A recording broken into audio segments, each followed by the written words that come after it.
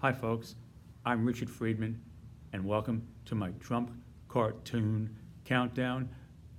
Today, November 19th, 2019, Trump countdown for the week. We're gonna go to the number one cartoon of the week based on impressions on Twitter. Starting off here is, I'm going to introduce you to the main character here. See if you recognize him. That's Secretary of State Mike Pompeo. He's a central figure. He's a central figure in this cartoon. So here we go with Mike Pompeo. Okay, I'm going to read it to you, and then we'll have a go at it. The introduction. Given the sworn testimony of Undersecretary of State for Political Affairs David Hale that a call was made by Secretary of State Mike Pompeo to Fox News host Sean Hannity about Ukraine and former U.S. Ambassador Marie Yovanovitch, which the Fox News host denies. Hale denies. He denies, Sean Hannity denies that he ever participated in this phone call with the Secretary of State. We have to mention that. Hale said on the testimony, "I believe that the Secretary's takeaway from the conversation was that there was no evidence to back up the allegations against former Ambassador Yovanovitch from hearing from the Secretary after the call." So by that he means he was there after the conclusion of the call and was with the Secretary of State Mike Pompeo in real time at that moment. Secretary of State Mike Pompeo's thoughts after the alleged conversation. Obviously we can't go into his mind, so I say I qualify that with a possibly, very possibly from what we know, what we've heard, these are possibly were his thoughts at that junction when he met the Undersecretary Hale, okay? And here we go, let's have a go at it now. Here we go here. This is Pompeo, he's thinking to himself. Just imagine coming out coming off the phone call with Sean Hannity wanting the explanation of why this well-established and good reputation person from the Foreign Office, ambassador, was there for many years with a good track record, why she was being fired. He went to the explanation to Sean Hannity. Sean Hannity is a Fox News host of his own TV show on that network. No, he's not connected with the government in any way except through his association with President Trump, very close association. So here's what I hypothesized what he might have been thinking. See if you can just read it to yourself for a moment, and then I'll read it. And okay, there. Okay, so the Secretary's thinking, possibly, if I tell the American people Ambassador to the Ukraine, Marie Yovanovitch, is being recalled because the President believes she is working for the deep state, I will be in deep S-H-I-T. I'm saying F blank blank nothing, which is exactly what the Secretary did. He said nothing. Now he was in a rough place there, between the gravitational pull of the President Trump and the gravitational pull of serving America. So it's like Robert Frost again, going back, took the two roads emerged in the woods, and he took the roads that most of his colleagues in the administration took, which was to follow the Trump road and either defend the president or say nothing in the face of this woman who was being fired without any explanation. So let's just leave it at that. Pompeo made his choice, and loyalty to the country versus loyalty to President Trump. And here we see it apparently, from what we've learned so far, it's two different roads. Okay, so that takes care of that. Here we go to the next one. Okay, now here are the figures. Here we have if you recognize Zoltar in his box and Rudy Giuliani. So Rudy Giuliani is really going through hard times, harder than Pompeo, believe it or not. And so I thought that he might be possibly turning to some mystical force here, and watching the TV commercials with Zoltar. So I came up with a kind of a theme, and here it is. Okay, so here's Rudy Giuliani. I want to introduce you to Rudy here. He's got a little bit of a headache there, and he's thinking to himself, and he's talking to Zoltar, asking him for some advice. So I want to give you the background to this cartoon. Okay, so here we go. Take a look at it. There's Rudy. Okay. Let's have a go at it. Trump's personal attorney, Rudy Giuliani, said that he had insurance should the president seek to set him up as a fall guy in House Democrats' impeachment investigation. In other words, they're trying to shift the blame here away from the president towards Rudy, saying basically, we saw a senator saying the other day that the administration was too mixed up to do anything like a quid pro quo, because they're too messed up to coordinate such an effort. So here you see the shift, the pivot away from Trump. He can't do nothing, and people don't know what they're doing. So there must be somebody with intelligence around here, planning all this stuff. Must be Rudy. So they're laying the foundation here, which is my hypothecation. Okay, I didn't get this from anybody else. I'm just telling it to you, just to make you think, and a little smile maybe, hopefully. Okay, so President Trump as a fall guy in House Democrats' impeachment investigation.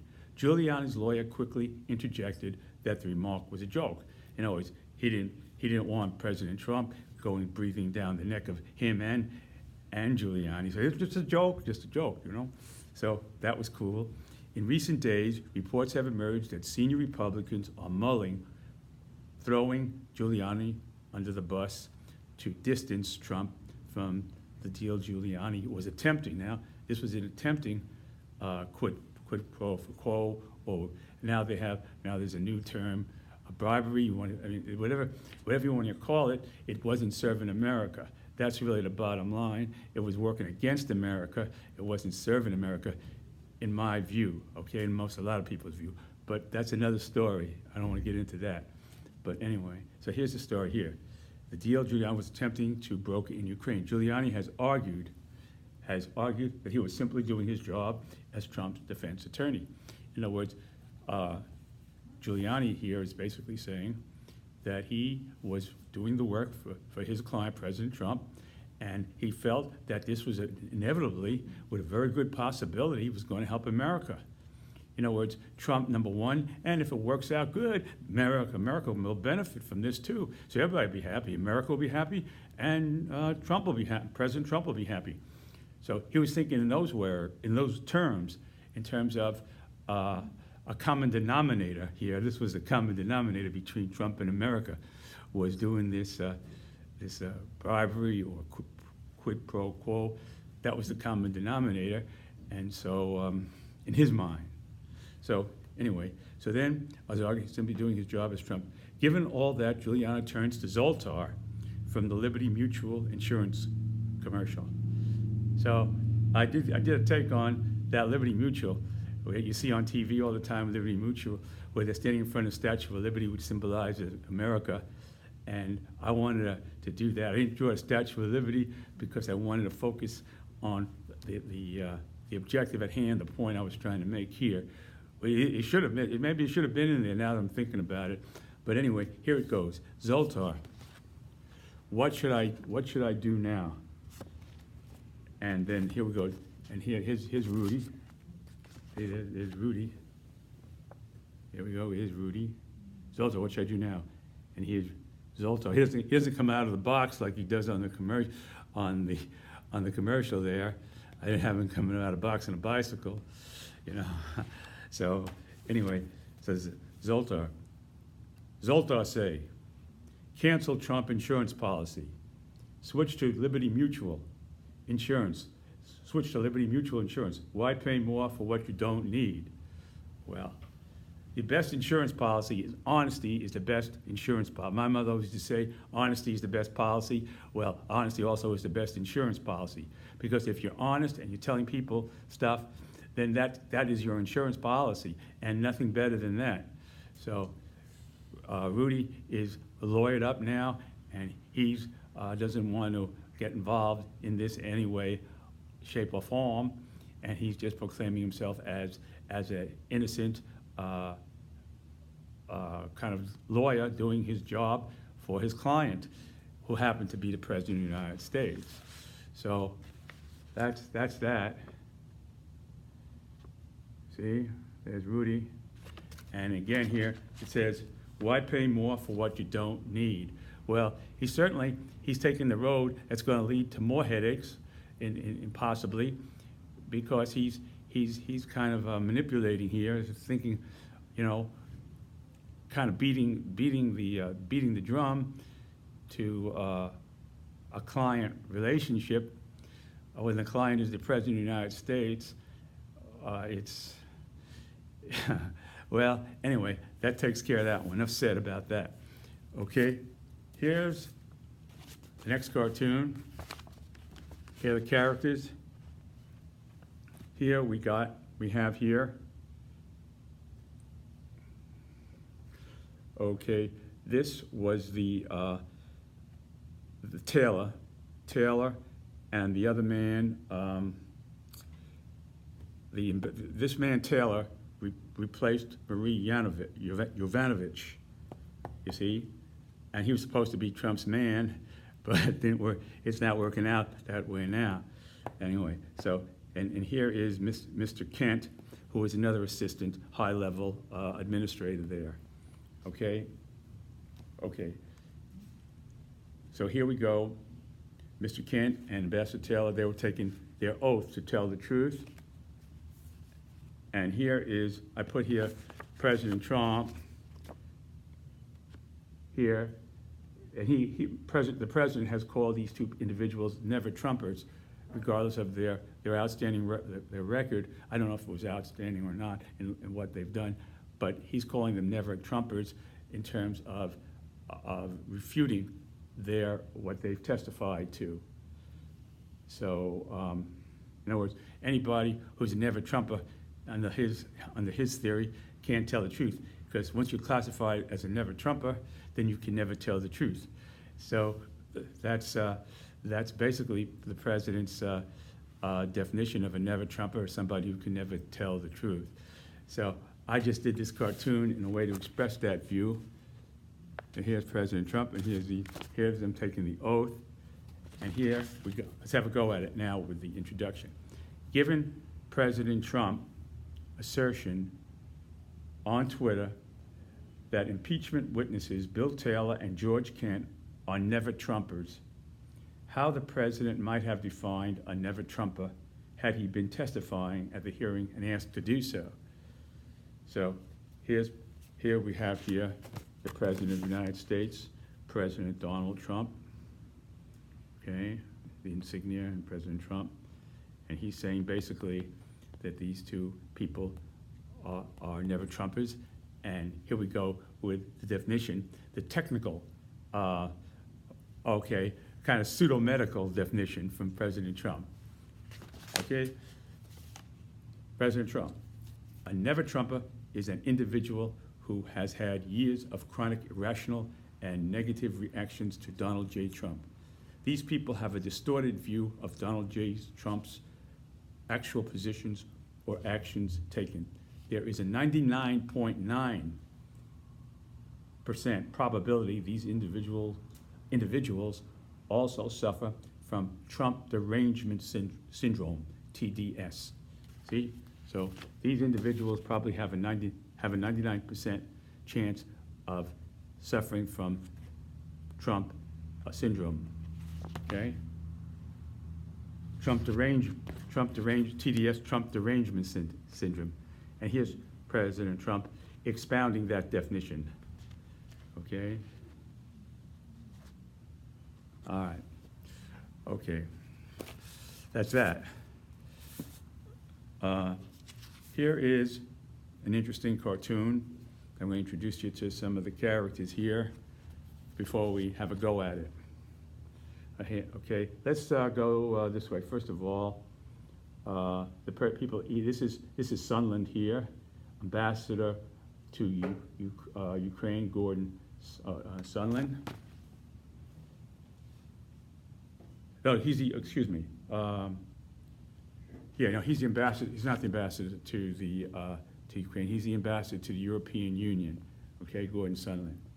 Okay, so I know what he was doing working with Ukraine, but that's the way it all came out in the mix. So he was there, but he was the European ambassador who Trump felt more secure with, probably, so he had him involved with the Ukraine. So anyway, that's aside. That's just a footnote. Anyway, so here we go with the people here. Here's President Trump talking in the restaurant. This is the restaurant conversation that they had on an unsecured cell phone. Gordon Sunland decided to call President Trump up, just like he was calling his roommate from college, hey, how you doing? from inside, right near in that Russian hemisphere there, in the Ukraine, so. And here's Gordon Sunland, and this is the man who, I will get to him a little later. And this is a guy who is an undercover, I theorized here. The waiter here is a undercover, and he has something on his arm here. You can see that's his intercom connection to the Kremlin, so he can transmit everything that he's hearing from Gordon Sunland's cell phone here. Gordon Sunland took the phone away because Trump's voice was so loud that it was blowing out his eardrums. So he had to hold the phone away so that everybody could hear Trump in the restaurant around him. So Gordon Sunland had to think about his own ears before he thought about the security of the country, which I guess that's the way it goes. You can't mess with your ears and with the country. But if I can't hear nothing, then the country can't be served, and it's better off that I don't have any ear problems from President Trump. So he just let blast out all over the place here in the restaurant, and then all of a sudden here we have the waiter, like I told you, asking for more wine. Everybody's around here, President Trump, and there's President Putin back in the Kremlin listening to the whole thing being transmitted over this man's, over the waiter's intercom, thing here. And there goes to Putin, yeah. So this was the restaurant conversation, unsecured on two levels, on the cell phone, and by the fact that it was held away, so it was blasting around for people who could hear. Plus people who with intercoms could pick it up and transmit it as well. So that was the interesting thing, Well, it's transparency to the nth degree, if you want to call it that. Okay, so let's go. When E.F. Hutton talks, people listen. That was a broke E.F. Hutton. Years ago they had a commercial, and they did when E.F. Hutton talks, people listen. Everybody stopped in a restaurant to say, hey, what's E.F. Hutton saying? Listen. So that was basically that theme, okay? Like the waiter here with a bottle of wine. Restaurant, cell phone conversation with U.S. Ambassador, European Union, Gordon Sunland, who called from a stunning, it was called a stunning breach of security. Okay, this was in a restaurant in the capital city of Kiev, said by former U.S. officials to be a stunning breach of security. Former U.S. officials. There was nobody in the administration who's in security is going to stick their neck out and say such a thing. It would have to be former officials who could be maybe a little bit more objective or secure. Anyway, exposing the conversation to surveillance from Russian intelligence services as Ambassador Ukraine, William Taylor Jr., okay? This was William Taylor Jr. here. This was not Gordon Sunland. This was William Taylor. Okay, this was William Taylor Jr. disclosed at impeachment hearing. Wait, oh, this was Gordon Sunland, I'm sorry. It's confusing with all this. You need index cards, you know. I need a whole bunch of index cards to keep track of all these characters. This was Gordon Sunland communicating to President Trump. And what happened here is Ambassador Taylor, who was the ambassador to Ukraine, he went ahead and communicated about this conversation. So the only reason why this conversation became well known and was publicized was because of Taylor's testimony. So this came out in Taylor's testimony that this is what happened. Okay, we heard about this conversation. Okay, so the member of my staff could hear President Trump say, this is William Taylor disclosed at impeachment hearing, okay? This is what he disclosed this at an impeachment hearing. When he was testifying, William Taylor disclosed at an impeachment hearing, the member of my staff could hear President Trump on the phone asking U.S. Ambassador to European Union Gordon Sunland about the investigation. Okay, so this is Gordon Sunland again with a smile, and President Trump is smiling.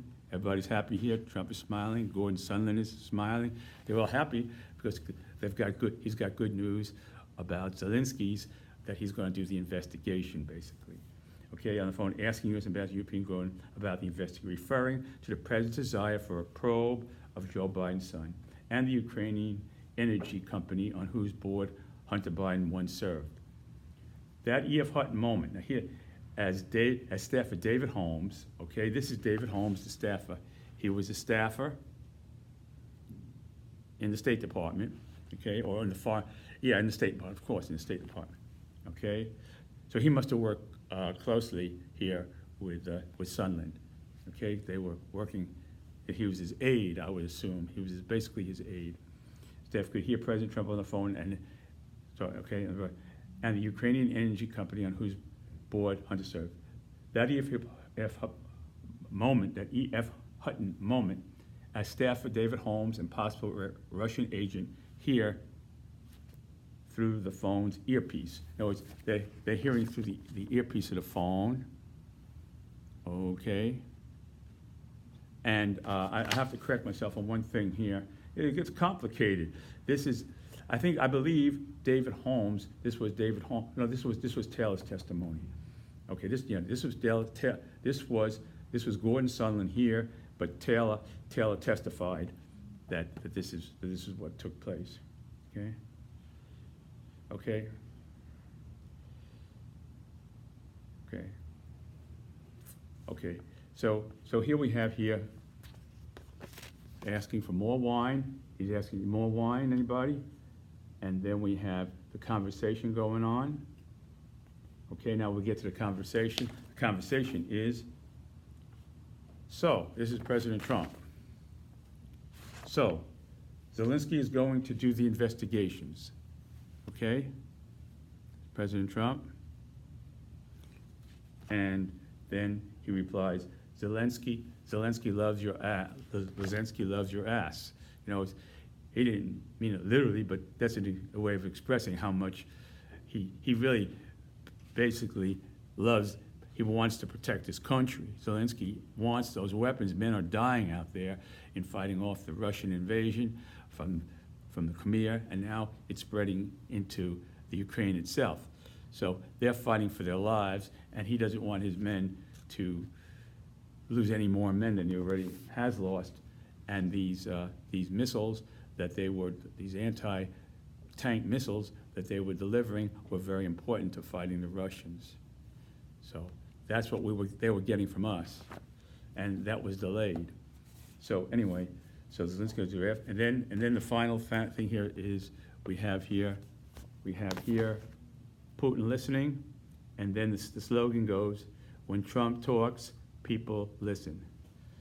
You know, so you can interpret that the way you want to interpret it, but it's a little complicated to explain this because you have so many characters who testified and then are in the cartoon. But you get the picture here. The picture here is that everything is being communicated out to the world, to our enemies, and that's not too good. And And the thing is that that it's I don't know what to say. It's worse than anything else is the fact that men died for that because we didn't follow what the American policy was. The American policy was to stand up in the spirit of the Truman Doctrine to fight countries that are to democracy and that are in jeopardy. We did not follow the Truman Doctrine. We followed basically the Trump Doctrine, which is America first, as long as Trump is first, I guess, if you could look at it that way, in his mind, which is synonymous with America. So it's really the same thing in President Trump's position. So I guess that'll explain it. Maybe too much so. Okay, so let's go on to the next cartoon. This was the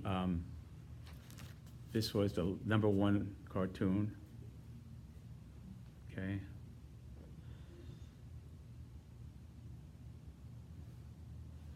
And then we have here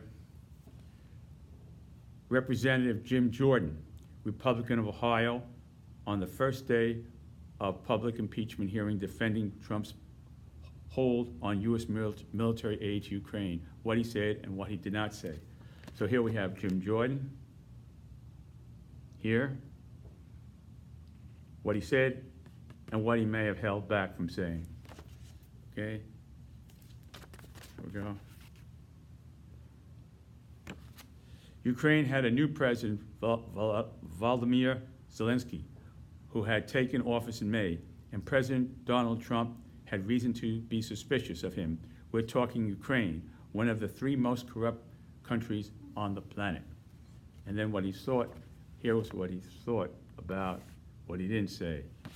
And Joe Biden was one of the 3 most corrupt vice presidents in American history, done November 13th, 2019. So there he is. There's with his symbols. Jim Jordan, Trump loyalist, and there we have it. Okay, so that concludes that was the #1 for this past week is Jim Jordan and his statement and his afterthought, which he did not express.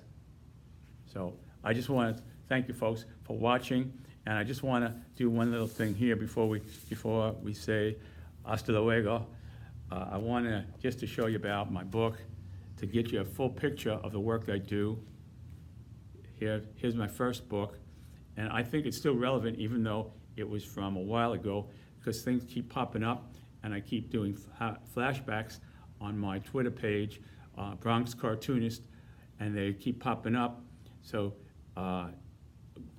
It seems like it's like a sort of like a waterfall. So that I'm always reaching back in time to look at, to get a full picture of what happens here, go back to the characters, and then I have it, and then I'm able to just tweet it out. So, and some of the cartoons in the book, I'll just show you real quick. I just go through, just to give you an example here. You see, this is from, we have here a few cartoons from that I did. You can see this is the man that we had the teachers here, and Trump picks out one in 5 teachers who would be capable of carrying a gun in the classroom, and this is the one who would be most capable. And then we have here Trump, the Chinese. Well, anyway, you can read it yourself. You can pick up the book on my Twitter page. There's a link there to Amazon, and you can get the full gist of the cartoon here. Okay, that's that. And here we have. See, just to give you a random sample of what I got.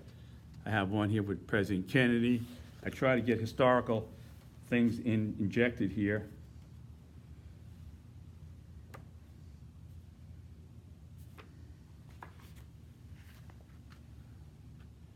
This is the Trump court, and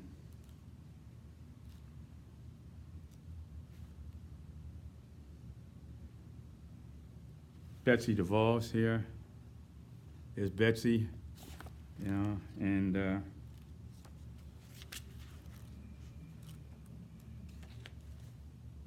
here's Trump in a boxing match with a former special prosecutor.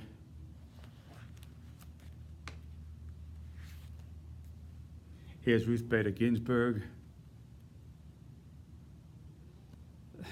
So I cover a lot of things here that would be interesting, even going back from a couple of years ago. Here's an interesting thing with Trump dealing with Wolf Blitzer.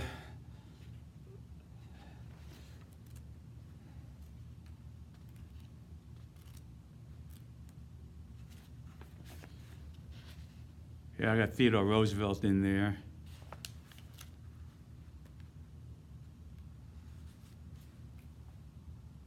Here's the whole gang of Trump, Lindsey Graham, Mitch McConnell. Okay.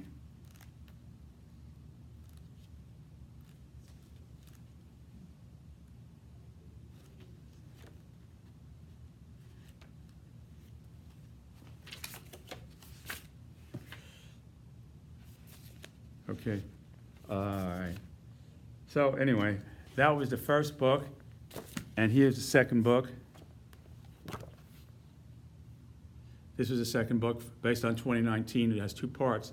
So the second book, this only went up to June, and the second book will be, the second edition of this book will be coming out in January. I hope so. I hope. So I'll give you a little sneak preview here. Here's John Bolton. Drew. Here's President Trump accepting an honor in South Korea. Just little things that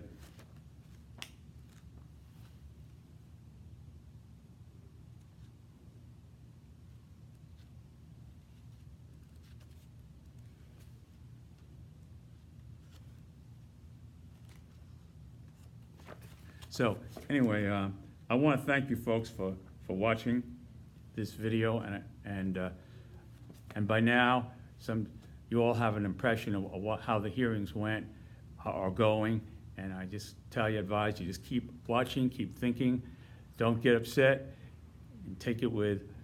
I'm not going to tell you to laugh your heads off about it, but just take it with a little bit of humor, just a little bit of humor, and just be cool about it. And make your choices and think independently of the facts you can get. And I wish you a good week until we meet again. And thank you very much for listening to this cartoon. And have a great rest of the day. Bye.